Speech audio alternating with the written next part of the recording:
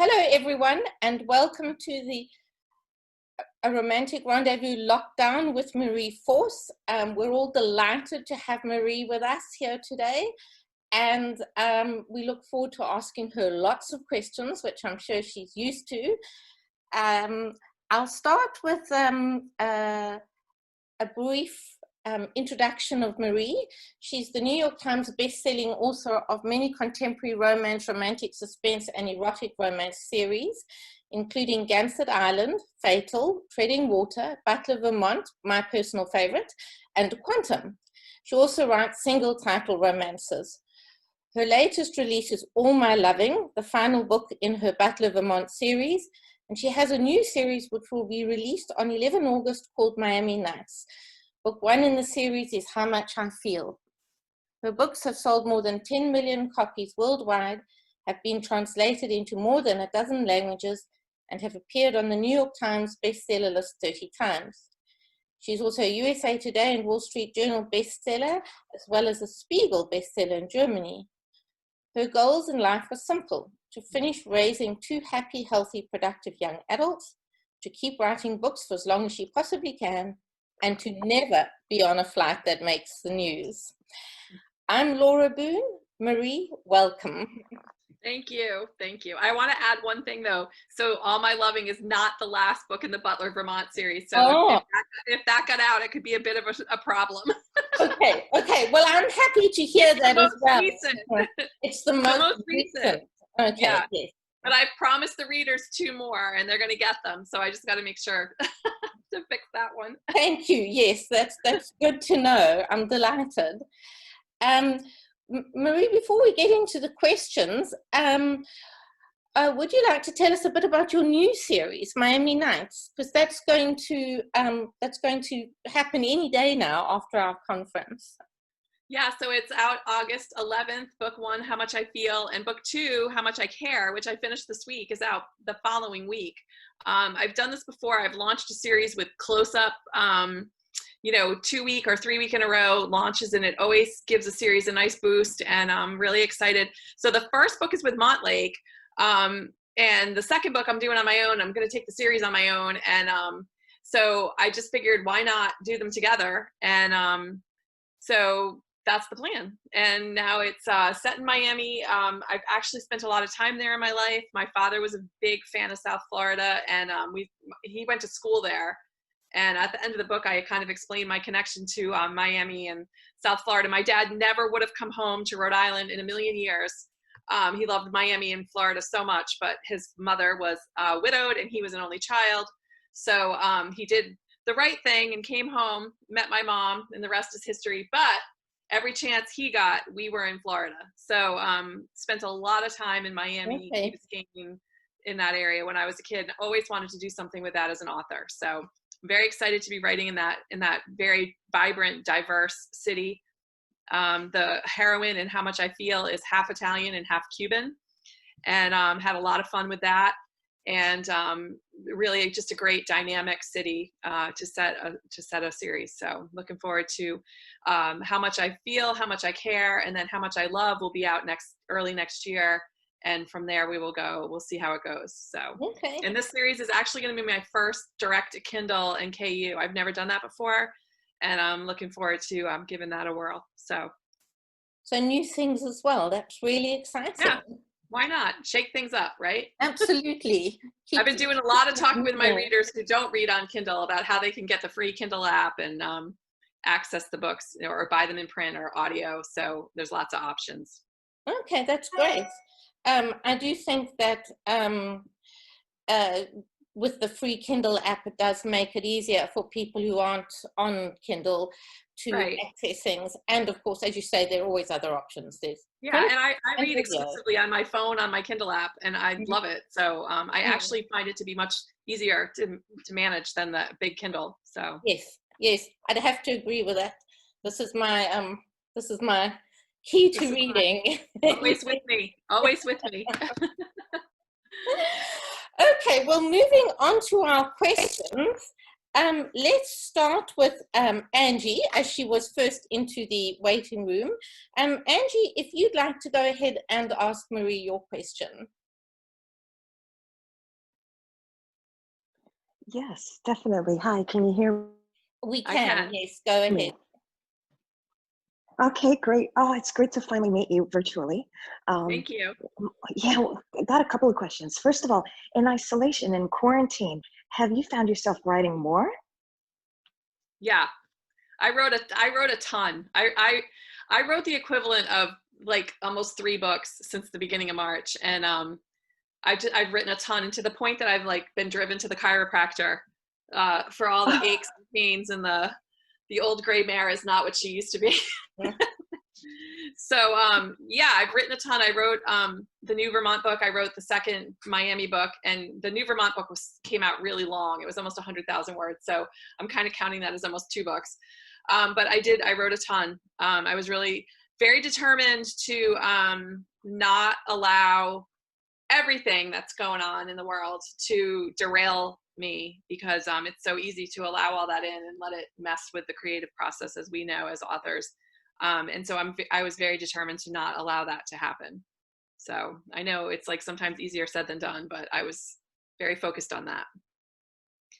But I also want to say one other thing about that.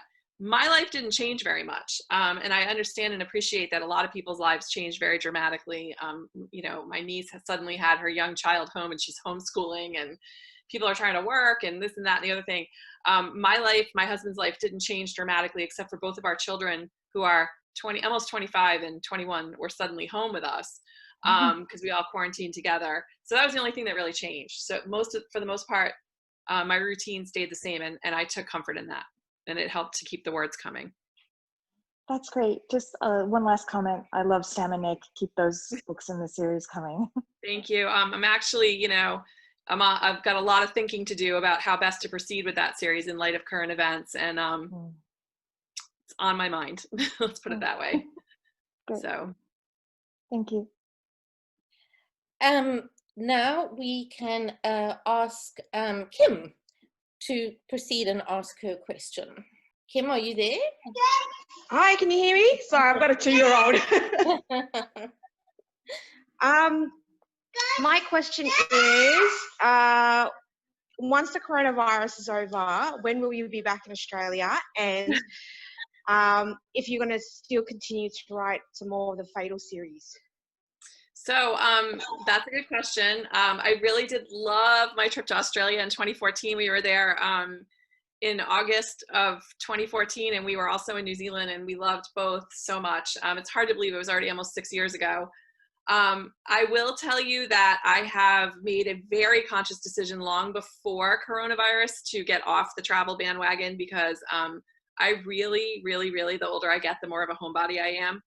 And I would like to go back to Australia, though, because you guys are probably aware of my very good friend, Sarah Mayberry, wants me to come and stay with her because she came and stayed with me, and fairness fair, you know. So I would love to go and visit Sarah in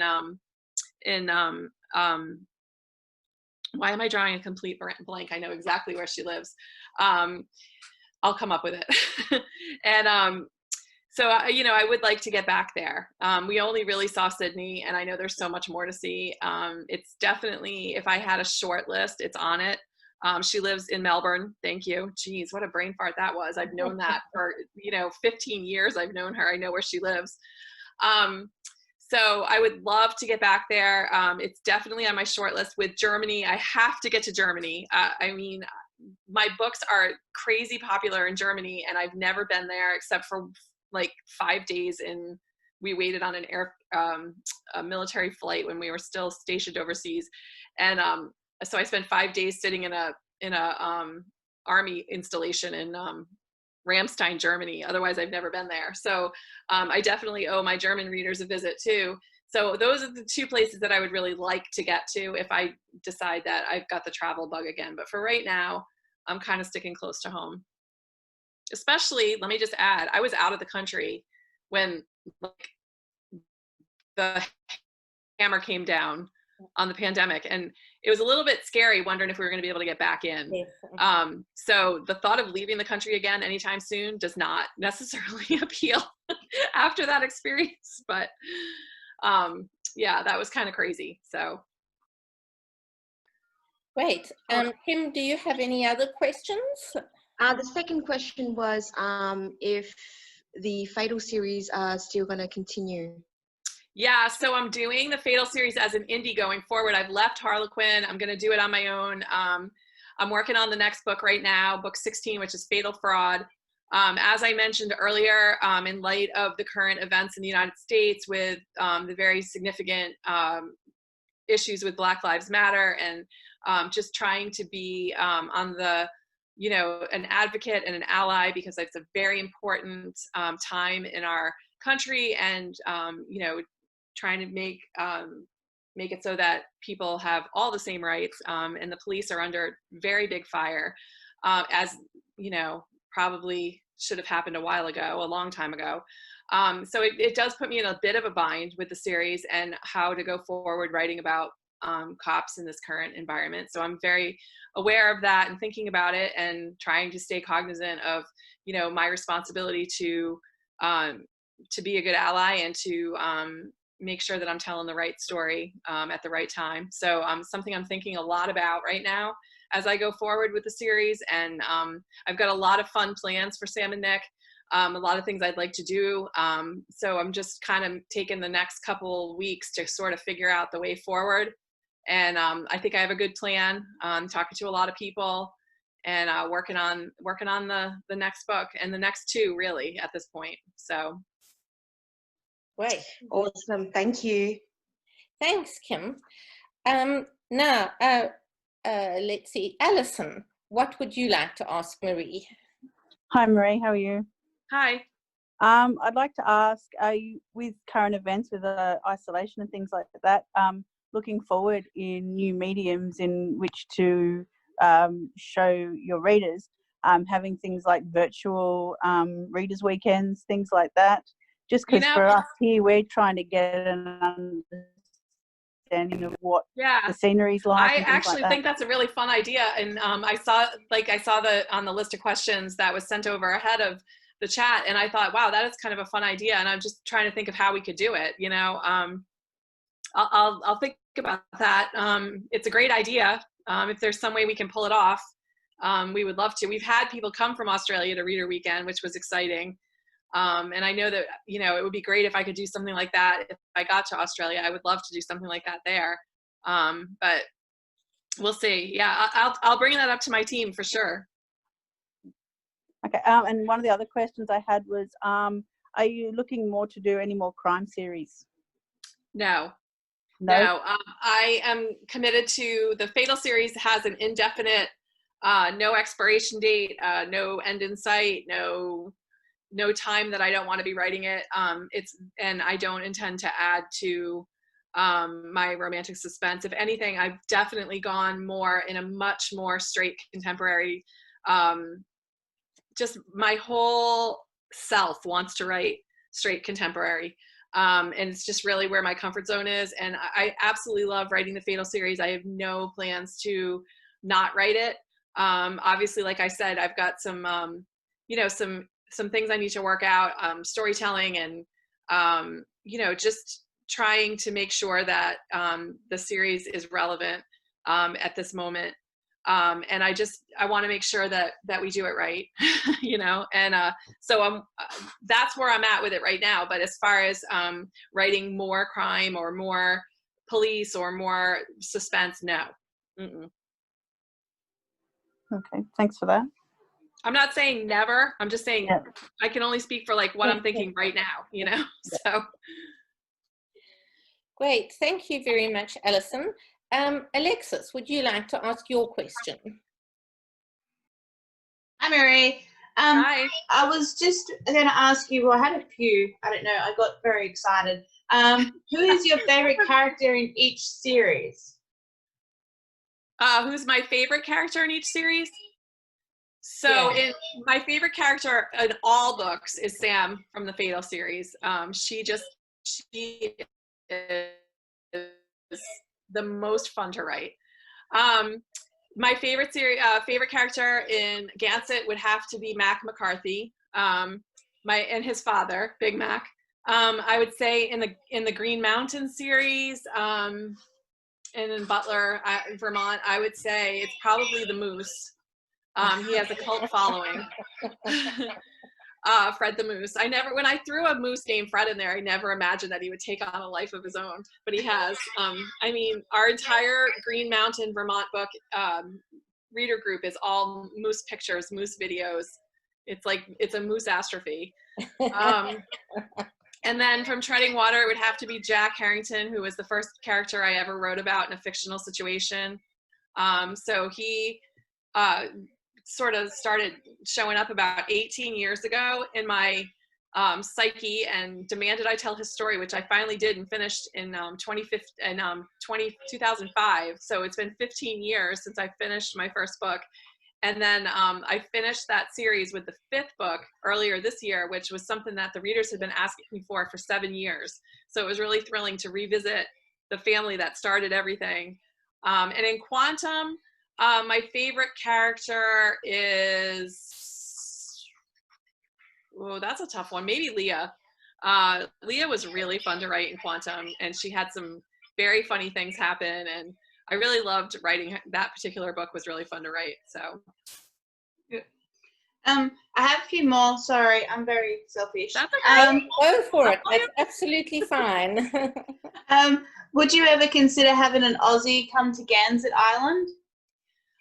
Sure. We have a lot of Aussies actually that live in Rhode Island, and I actually just encountered one we were at a store, a boating store, and I heard a beautiful Aussie accent earlier today. So yeah, it's not something I would rule out by any means. Sarah, I talk to Sarah on FaceTime a lot, and her husband, I just ask him to just say words to me. I don't really care what they are.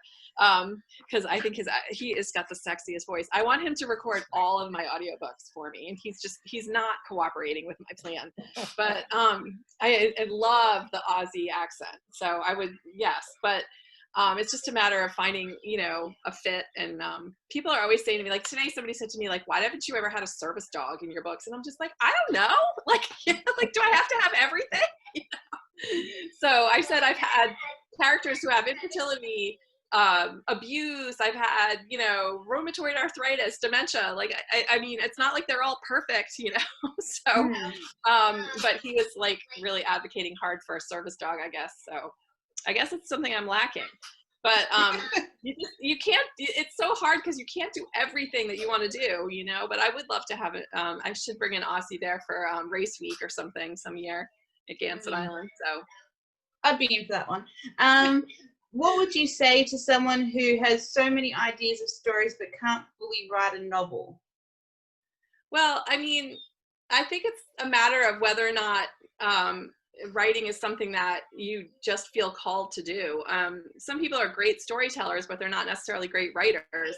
And so in order to write books, you have to do both of those things well at the same time. And it's not something that everyone can do, it's not something, so I feel like if you're called to write, then you will be excited to do it. And if you're not, then you won't. And I think that there's really I don't know if that makes sense, but I think it's definitely something that's in you. It's either in you or it isn't. And that's not to say that people who aren't natural writers can't become writers. Of course they can, but there's a natural thing about it that's either there or it isn't. And I can't speak to what you do if it isn't. But if you want it and you want to do it, then the best thing I can tell you to do is sit down and do it. A lot of people like to talk about writing a lot more than they like to actually do it. I have so many people, like every party we go to, I'm starting to get warm, sorry. Every party we go to, somebody says to me, oh, I want to write a book. Like, so how would I get published? And I'm just like, okay, well, first you have to write the book. Like nobody ever wants to hear that. They just want to hear, oh, well, you throw something up there and the money just starts rolling in and it's miraculous, But, so I think really the journey of 1,000,000 pages starts with page 1, and putting words on the extremely particular about making sure it gets done every day, 7 days a week, really, for me. And it adds up quickly. So 500 words a day is 15,000 words a month, and really 3 or 4 months of that and you've got yourself pretty much got a book, you know. So 500 words a day is not a big ask. You know, I do 2,000 or 3,000 a day on a slow day. So, you know, 500 a day can get you started. Yeah. And then they say too, it takes 3 weeks to build up, what is it? 3 weeks to build a routine, right? So if you, like they say that about working out or dieting or whatever, if you can do it for 3 weeks, you know, so it's the same thing with writing. If you can do 500 words a day for 3 weeks, then by the end of the 3 weeks, it's part of your routine. Yeah. So it's one way to start. It is, for sure. I failed all the diets though. Yeah, I'm down 14 pounds as of today. 14 pounds. Oh, well. I think I have one more. One more question. Do you feel that the fate? Oh no, I got two actually. Do you feel the Fatal series is ending anytime soon? You kind of already answered that, so let's. No, it's not. I have Fatal and Gansett set up to go indefinite. Awesome. And will Quantum ever have like a catch-up series, or follow other than the little bites that you do online? Like I've read those with Leah because that was awesome. But do you see there being a little catch-up or anything like that? I don't know. Maybe. You know, the funny thing is I still have to do 2 more of those bites, and I'm not feeling them right now because I've been so busy doing other stuff, and I know that I owe 2 more bites to finish that little series I did. But I've really mentally moved on from those characters. I really feel like that series ended in a really good place. It did. And I was very happy with how it ended. And so I've ended 2 series in the last year, which is like, it took me forever to end a series, and now I've done 2 in the last year. And so in both cases, in Treading Water and in Quantum, I was very happy with where they ended. And I felt very good about, you know, what the moment that they were in when they ended. As for Quantum, I know the readers would probably like to revisit it down the road, and I can't say that I won't do that, but it's not something that's in my plans. I'd rather do new stuff, frankly. Yeah, no problems. Thank you so very much. I really appreciate it. Thanks for the Thanks question. for all your questions, Alexis. Jenny, would you like to go ahead and ask Marie your question? Well, I'll ask a question so long, and we'll just see if Jenny comes online. So we do have a couple of questions from readers who were not able to make it. It's, you know, early morning in Australia, and I guess if you've got children and family and sports and all sorts of things, it's quite tricky. So the question from Ali, which you've kind of partly answered, but we'll go ahead with it anyway, is that she says she loves the Fatal series.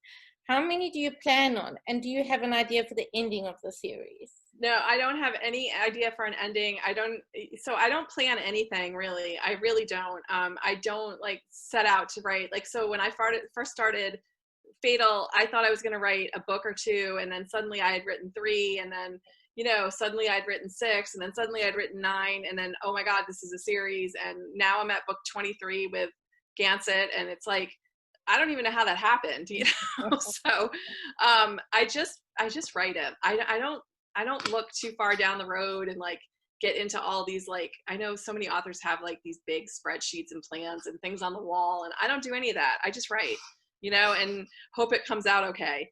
And so I can't tell you, I have no idea in mind for an ending for Fatal, but I do have some stuff coming up that's going to really take the series in a very exciting and interesting new direction. So I'm looking forward to writing all the things that I have planned.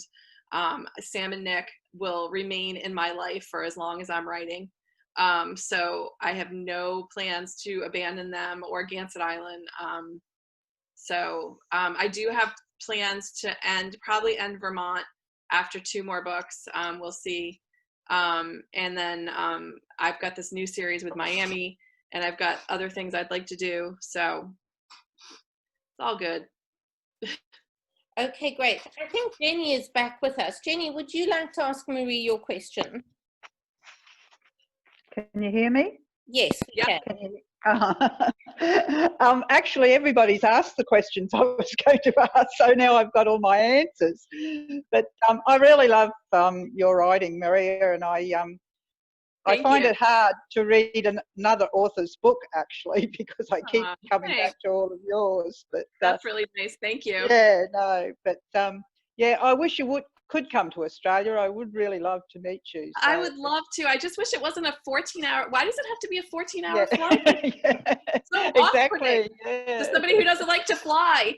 When they first asked me to come to Australia, I'm not sure, was it ARRA? I'm not even sure what organization it was. Maybe it was the romance writers of the RWA of Australia or something. And I was just like, wait, what? No, I cannot do that flight. There's no way. But no, actually, you know what it was? It was the New Zealand romance writers that asked me to come. And then when Australia heard I was coming, we tag teamed it. But I was like, I cannot do that. And my cousin was like, what are you, crazy? They're telling you they're going to fly you to New Zealand and pay for your flight. And like, what are you, stupid? Like, of course you can, you know? So I went to my doctor and I said, I'm going to fly to New Zealand. And I need something that will knock me out, like not like that, like Benadryl knockout where you're still aware that you're on an airplane for 14 hours. I said, I want lights out. Like, no, she's like, okay, Xanax. So she gives me Xanax. I took Xanax. I knocked myself out. I woke up in New Zealand. It was awesome. You know? But then coming back, it didn't work. Coming back, I had to take 2. And my family still talks about the day that I was kind of dopey on Xanax for the whole next day. And I was like, they were like, Mom, can we go play in traffic? And I'm like, sure. Yeah. So yeah, getting there is the problem. It's not wanting to go. It's the wake me up in Melbourne. No, thanks anyway, Maria. Thanks. I'll get there. I'll try to get there. I promise. Okay. Okay, we have some more questions from readers who weren't able to join us this morning. Well, first of all, just another endorsement from Roz, who'd like to see you in Australia. We've covered that. Yes. And then a question from Malvina, who asks, do you have a favorite standalone or series? Probably 5 Years Gone and 1 Year Home would be my favorites of the quote unquote standalones. And I may turn them into a series as well. I have a little idea for a way that I can make those books into a series. So they have been done really well for me and the readers really love them a lot. So actually 1 Year Home just won a nice award in the US last weekend. The Holt Medallion from the Virginia romance writers. So that was really cool. I love those books and I would love to do more in that world. For people who haven't read them, so 5 Years Gone is about a woman whose military boyfriend goes off to chase down terrorists after a cruise ship is blown up.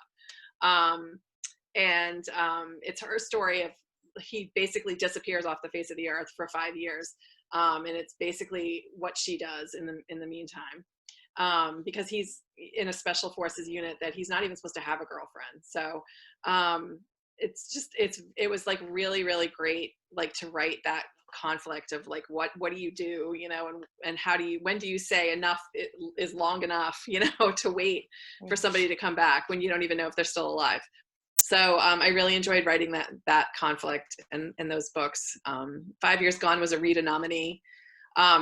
They've just really resonated. So I would like to do more. I'm thinking like there's a lot of people that were impacted by that event with the cruise ship, and there's a lot I could do with that. So in the fictional event. And oh, by the way, I don't like to go on cruises either. Well, after the little outbreak of Corona on several cruises, yeah, right. Yeah. My husband and I feel so validated by that because all of our friends want us to go on a cruise with them. And we're like, no, because my husband was in the military. And so he's done the whole been on ships in the ocean. He has no desire. And I like the joke is that I hate people. And I don't hate people, but I hate 5,000 people all in like that. Like I cannot do that, you know? So my kids are like, yeah, you would not. I don't want to be with you on that. I just don't like people all on top. Even before Corona, I didn't like people all on top of each other. I don't like being in those situations. So take me to a all-inclusive resort any day over a cruise ship. That's just my feeling, you know? So unfortunately, my husband completely agrees with me. So. Well, now we're all intimidated because of the Corona. We're like, see, we told you people. Well, and they say a happy marriage is made in having common interests, and that sounds like a good one to agree on. Dislikes, yes, yes. We were very vindicated when all these people are like stuck on cruise ships. We're like, that's why, right there. Okay, I have some questions from Julie Schreiber, who'd also like to tell you that you're an awesome storyteller, and she's looking forward to at this stage, the release of Fatal Fraud and Blackout After Dark. Fatal is her favorite series. She wants to know if you had any plans for novellas in the Treading Water series now that you've finished it. No, not right now. And I know, like, the readers, like, they kill me. It's so, in a good way, mostly. But they asked me to write this one book that I just wrote in, it was just out in March, Finding Forever. They asked me to write that story for 7 years, and I did it. And I told them, this is it. So don't, no more. And now, like, all I get is, what about? No more. No more. I wanted to end where it did for right now. And listen, in 5 years, I may feel differently. I may be yearning to get back with the quantum characters of the Treading Water, but right now I'm not. And like, as we all know, any of you are writers, you know that a desire to tell a certain story is a big part of what keeps you engaged in a book for 80 to 90,000 words. If you're not interested in telling the story, then it's not going to be very zippy reading. So I think that's a big part of it. I have to want to. In fact, I waited a long time to write Finding Forever because I wanted to find a story for that character that really worked for me. And once I did, then I was off to the races, and I wrote it very quickly. But it took me a long time to come around to having something that I felt would be a proper coda on that series, and I'm thrilled with how it came out. It's everything I hoped it would be. The readers were very happy with it, but they just now want more. So that's my dog Louie popping in. Okay, and my little dog just lifted his head and was like, someone's around. Sam Sullivan, my constant companion, wants out. Oh, those are all my boxes that just came today with new books that just Oh, well, that's exciting. And she's also asked, Julie has also asked, will you be having a video chat for the release of All My Loving? Yes, I hope to do a Facebook Live, yes, for All My Loving, which is out June 23rd, yes. Okay. I'm hoping that I will. Fantastic. Try to do one for everyone if I'm available. That's the thing. It's just sometimes there's other things going on. So I do try to do a Facebook Live at least once for every new book. I've actually cut way back on the amount of like extra promotion that I do and try to keep it all inside my own little ecosystem of my Facebook page, my Facebook groups, you know, and just those are the people that have like signed on to be part of my group. So I may as well focus everything on them instead of going outside. And, you know, I just try to keep it all in the house, if you will. Okay. Then I have a question from Susie Love. She said that she was in the audience when you came and spoke in Australia the last time, and she was amazed that you're able to write on 3 series at once every day. And she said, do you still do that? And how many books a year do you tend to write?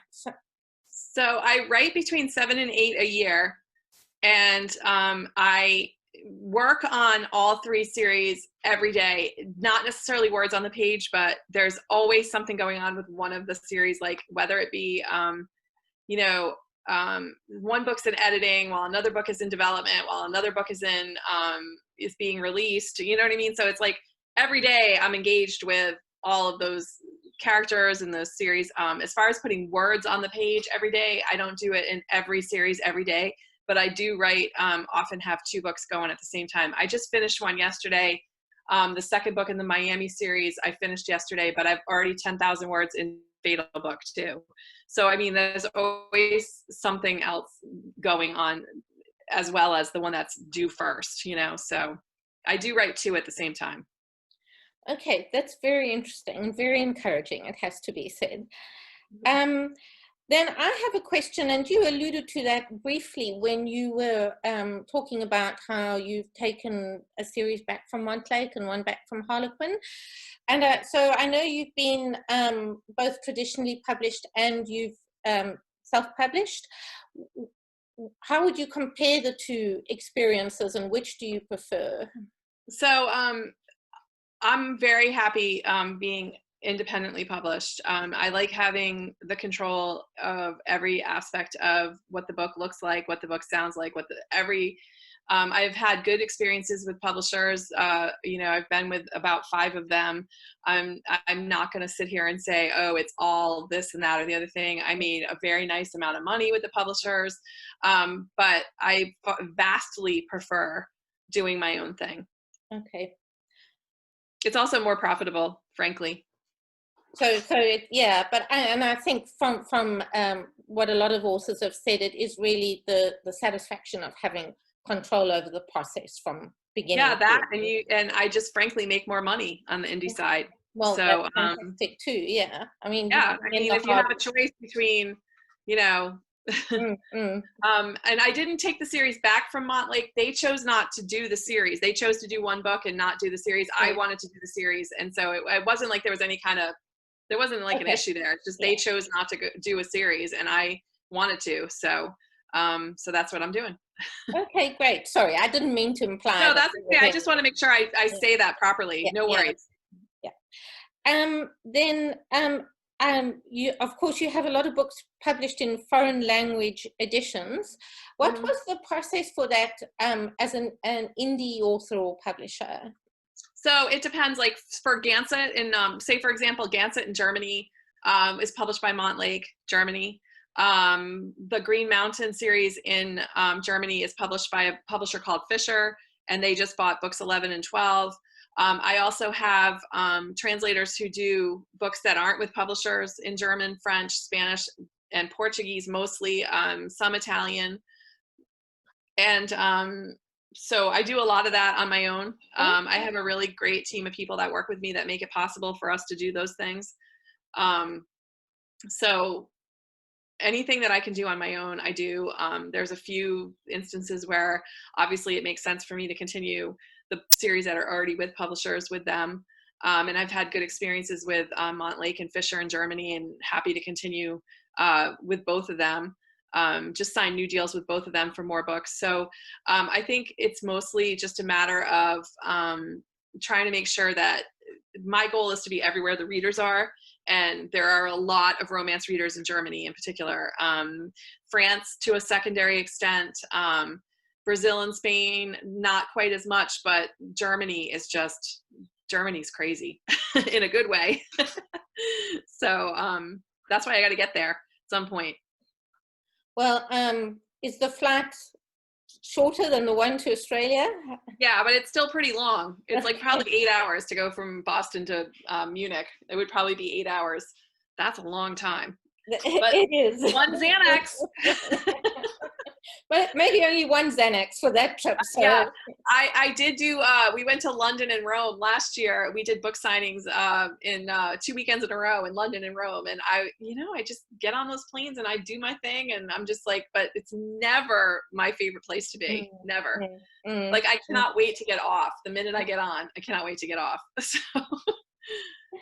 Well, we'll try and keep you out of the air. And then I'm curious, and I guess this is with regard to the Battle of Vermont series. So I know that you have 2 children. I'm not sure how many siblings you have. Just one. Okay, so where did the idea for this big, crazy 10 children family come from? So I am one of 21 first cousins. Wow. So, okay. Yeah. And 12 of us, I think it was 12, grew up in like a scrum, all of our parents were close and we spent a lot of time together as kids, and we remained very much involved with each other as adults. And the tomfoolery that goes on in that group cannot be understated. And so I'm very used to the big family dynamic, even though I only had one sibling. I grew up in a big group of kids, that were all cousins, first cousins. And so I do know how to write the big family dynamic. And that's kind of like the, you know, they say to authors, like, find your core story and stick with it. And you'll find that in all of my books and series, that family is a big, is my core story. Whether it be, you know, the Gansett Island McCarthys and all of their friends and family and all the people in their community, or the family that Sam and Nick have made for each other with their colleagues and his people and her people, and the Quantum family that they created together at their production company. You know, even now in Miami, you're going to meet the Giardino family, which is a, you know, Italian and Cuban family in Miami. You know, obviously the young people that I'm writing about are, you know, second, third, fourth generation Americans. So it's not like they're like, you know, Cuban, or not like, you know, they're not like, they're Americans, you know, but they have a very definite tie to their heritage and tie to their city. And they live in Little Havana, which is a part of Miami where a lot of people are Cuban. And so it's been really fun to write about, you know, that something a little bit different, and really interesting characters with cool history of their family. And so I love the whole thing about family is so important to what I do. And it's important to me. I have a big family. My husband is one of 6.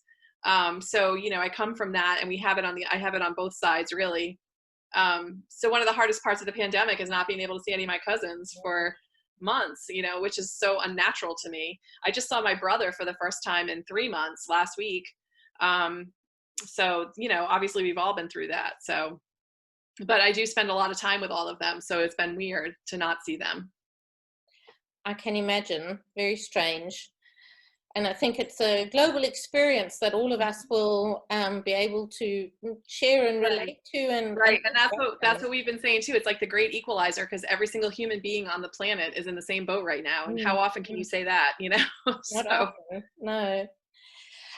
One last question from me, and that is, and you've partly answered that, which is with if you want to be a writer, write. But what other advice do you have for aspiring or emerging authors? So I think one of the things that gets overlooked a lot is you need to read a lot too, and read a lot in the genre in which you want to be present, so that you know what's popular, what's selling. But I also really strongly urge people not to just write what's popular. I'm not a big fan of tropes, which is a big thing in romance. I feel like it's made romance very generic in some ways. It's made it so that everything kind of sounds the same. And like I'll read a description on like a BookBub email or something, and I'm like, I feel like I've heard that 900 times before. And I think that that's like actually not good for the genre. I like things that are different and unique and special, and I try not to write to tropes. I mean, it's not to say that I've never had like, you know, a big brother's, you know, best friend. I mean, I wrote that before I even knew what tropes were, you know. So like the second book in Gansett Island is, you know, Mac's best friend Joe falls in love with Mac's little sister Janie. Well, I didn't even know that was a thing when it wasn't a thing really. When I wrote that back in like 2010, you know, there was no such thing. Nobody was talking about tropes, you know. And everybody, do you know what tropes are? Like they're things like, you know, best friend's little sister, or secret baby, or I don't know. I'm just not a fan of them. I'm not a fan. I feel like they're making our genre very generic. And I would like to see, like, I like to see more like doing something that not everybody else is doing, but to understand the reader expectations within whatever genre you're writing, whether it's contemporary romance or romantic suspense. There are certain things that the readers are looking for, and to know that is helpful. So in that sense, read in the genre, but don't write what everybody else is writing, because you want to stand out a little bit and be a little different than everybody else and not do the same thing. I'm not one of those authors that has like buzzworthy books where everybody's talking about them before and everybody, you know, the cover reveals and all that. I don't do any of that. But my books sell perfectly fine and very well, in fact. And I just stay really focused on, like, you know, what my readers expect from me, you know, what I'm doing with my series. And I don't really care what anybody else is doing, but I want to make sure that as an author, you always want to make sure that you're meeting the expectations of the readers on the other end. And that's where the reading comes in handy.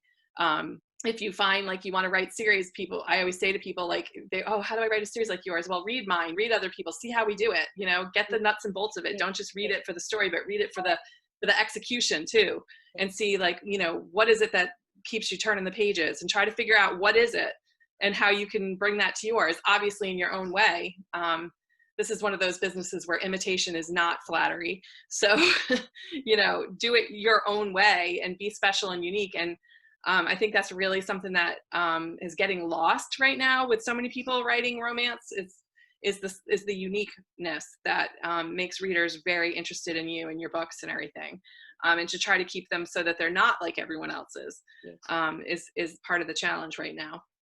That's wonderful advice, and I think that perhaps with the emphasis on marketing, tropes are they are quite a helpful marketing tool. But yeah, they're helpful in that way. But they're sanitizing the genre. Like, you know, if I see one more secret baby book, like, you know, like I just like, I don't know. It's like if I see something that I feel like I've read 1 million times, I'm not interested in it. So I think it's also, you know, as much as the tropes help with getting you readers who like that particular trope, I think they also turn people off who feel like they've seen that 1 million times before already, you know? So you guys are rabid readers. You know what I'm talking about. Yeah. And you don't want to read, you're quite correct when you say you go back to an author, excuse me, because you love the way she tells a story, not because she writes, say, the secret baby trope time. Right, exactly. That's you want to bring them back because they like what you're doing, not because you check some sort of story box, you know, like, I mean, that's not to say that I would never write something like that, but like, I'm sort of like a realist too. Like in my life, in my books, in 2020, I don't believe that there's a lot of people getting pregnant by accident. Like, seriously, okay? Like, I'm not saying that it doesn't happen. Of course it does with young people and people who don't, but really? Like, really? You know? And like, that's my feeling with the secret baby. Like, who's letting that happen? Like, I think like a lot of people who say oops are not oops at all. It's very intentional. I know people who have gotten pregnant and suddenly now, their whole family is very thrilled with everything that they're doing because they're excited about the baby. But before that, you know, like, so that's my whole like suspension of disbelief thing. I'm like, who's doing, like, really? I think that is actually one of the challenges of writing contemporary romance, is that suspension of disbelief is much harder because we live in these times. And so it is. And that's the thing. And like, there's so many different ways to make it so that that doesn't happen. That I find it like that there's so many babies just showing up out of nowhere 5 years later with like, I don't know. Yeah. That's a lot of secret babies. There's a lot of them. Babies are a big secret in romance. Yeah. Well, maybe it's not my thing. Some kind of secret, other secret. Listen, other people, I love it, and I completely respect that people, that's what makes the world go round, that none of us like all the same things, and I completely respect the fact that everybody has a right to love whatever they love. I'm just saying for myself, I would like my books to not be buzzworthy. I would like them to be unique. Yes. You know? Yes. So I don't care if everybody's talking about them or not. I could care less about that. That's like so not relevant to me. I just said to somebody today, like, you know, romance authors often, you know, they want to come across as being very important and at the end of the day, we write romance. Mm-hmm. And it's very difficult for romance authors to be seen as important when we write romance because of what we write. I just had a guy last week ask me like, oh, how do you handle it with your family and friends and what you write? And I'm like, well, you know, everybody has sex and we're all the result of a sex act, and I hang around with mature people. So it doesn't really like, it's not something I'd spend a lot of time talking about, you know, it's what I do. It's not who I am, you know? So I think like there's this misconception sometimes that like, you know, we have to be lofty and like, we're entertainers. You know? We provide entertainment. Yes. You know, I don't expect to change the world with my books. I just expect to make it a little bit happier than it was. So, and not every author would agree with me on that. And yeah, well, I think a lot do. And as a reader, that's what I'm looking for, is a few hours of entertainment and hope and aspiration. And I'm sure all the ladies who tuned in with us would agree on that. Yeah. Yeah, So it's about, I think for us too, it's about staying in our lane and recognizing like, you know, what the readers are looking for from us and like how we can give it to them repeatedly. I just talked to somebody about that today too. Like that's, you know, reader expectations and meeting them and making them happy and, you know, making them go away with, oh, I can't wait for more of her, you know, and how much longer till her next book? That's what you want, you know, that's what you want. If they're constantly wondering where that secret baby came from. Right. Well, we know no secret babies are going to pop up in your books. So. How did that happen? No secret babies. No, everything is very intentional. Does anyone have a final question for Marie that might have come up as you were listening? I have one. While you think about that, I will say, if there's ever a secret baby in any of my books, it'll probably be Sam, who's been trying to get pregnant in the Fatal series since book 1. And now the readers are all like, when's that going to happen? You know, so if there is, she's not doing anything to stop it though. So that does not count as a secret baby. No, that's not a secret baby. That is not a secret baby. I see that Angie has another question there. Go ahead, Angie. Hi, I was just wondering, because you spoke so much about having a large family and writing about large families. Are there characters in your books that are then based on existing members, and do they know about it? So no, all of my characters in the big families are completely fictional, but I do have a cast of characters in my book, Georgia on My Mind, which is one of the singles that I did early on in my career that had a cast of senior citizens because she ends up working at my heroine ends up running a senior center that her late mother founded, and they asked her to step in and keep things running until they can find a new director. And so the cast of characters at the senior center was based on my dad and his friends. My late father, who died in 2018, he had this incredible, awesome group of friends. And so I gave them all initial names that were the same as their names. And like basically that cast of characters is my dad and his friends. Oh, that's so lovely. We have like a good Gordon and a bad Gordon, and they had a good Gus and a bad Gus, and you know, so we like all of those people are based on people I know, all the seniors. Oh, awesome. But otherwise, no, not really. Big Mac McCarthy is based on somebody I knew as a kid, but otherwise, not really. Cool. Thank you. Marie, as you know, we're having a treasure hunt this weekend. Yes. And so if I could ask you to hold up your code so that everybody can see what it is, so that they can find you. And then also we'll be putting up a slide at the end of this chat, which will give you all Marie's contact details and where you can find her online if you aren't already a member of her Facebook group or if you don't see her on Instagram. So that's wonderful. Thank you very much. And Marie, thank you so much for joining us. It's been a lovely chat. You know what? This was backwards. So if anybody wants the code, it's 82693794. Okay, perfect. There we go. It came up backwards on the screen, so I just want to make sure. 82693794. Okay, lovely. I didn't actually notice that, so well picked up. And thank you again, everyone, for joining us. It's been a wonderful session, and we look forward to the new books, Marie, and thank you. Reading whatever comes next. Thanks for having me. It was nice to be in Australia again. Thanks, Marie. Appreciate it. Take care, guys. Thank you. Have a good weekend. Bye. Bye.